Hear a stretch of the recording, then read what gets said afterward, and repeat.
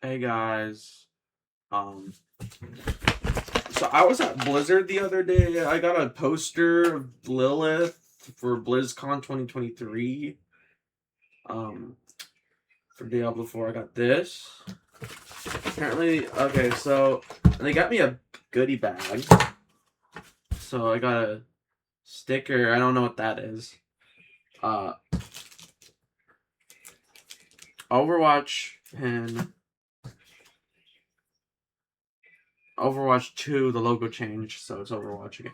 Oh, also, I went to the Supergirl movie, and when it, when it's good, it's good. When it's bad, it's bad.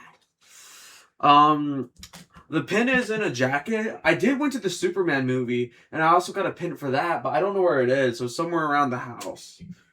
Because the house was renovated. So let's. I also have this. It's a blind box.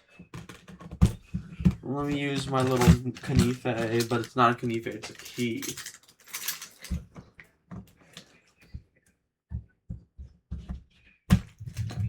Alright, I think that's enough to open it. So it's like Warcraft 20th anniversary, right? A little plushie of this dude. I don't know what this is, but it's cool. That's all I have.